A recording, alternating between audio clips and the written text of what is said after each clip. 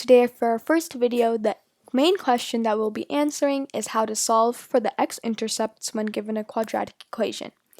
There are three main ways to do this: factoring, using the quadratic formula, and completing the square. And in this video, we're going to be focusing on factoring. And when you factor, we're going to take the quadratic equation that we're given and we're going to rewrite that into factors that when you multiply will give you the same product as the original quadratic equation. So basically, we're going to be taking this equation right over here and rewriting it into x plus or minus something times x plus or minus something else. And when we multiply those two factors, we will get x squared plus 2x minus 15, hence the name factoring. So the first step for factoring is to draw out your generic rectangle. And the first thing that you're going to put, the first two things you're going to put into this rectangle are your a value, which is this value over here, the first value in your quadratic equation, and the c value, which is this value, the negative 15 in your quadratic equation. And so once you have these two values, then you're going to create this diamond. And what you're going to do for this diamond is up here on the top, you're going to put what your a value times your c value is onto the top part of the diamond. So in this case, our a value is x squared, and then our c value is negative 15. And when you multiply those two together, you're going to get negative 15x squared.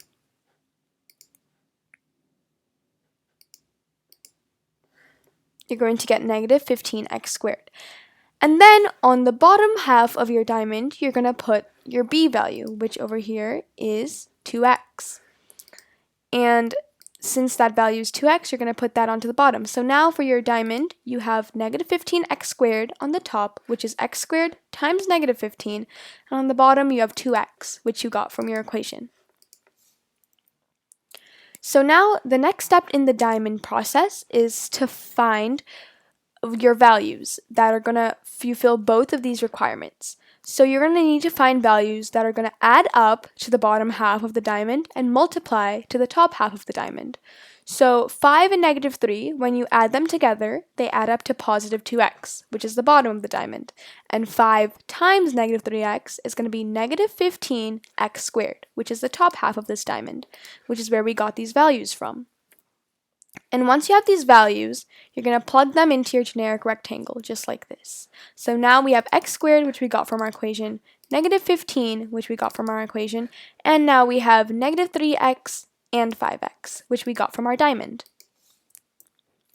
So now this is a little summary of everything we've done so far, and also it shows how you get your factors from the generic rectangle. So now that we have all of the boxes in our generic rectangle filled out, what we're going to do is find what we need to multiply by what to get what's inside these boxes. So to get x squared, we're going to have to multiply x by x, which is why we have an x here and an x here. Now you can take this x and you see that it lines up with this box.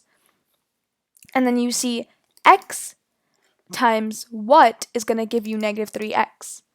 And then x times you know that x times negative 3 is going to give you negative 3x.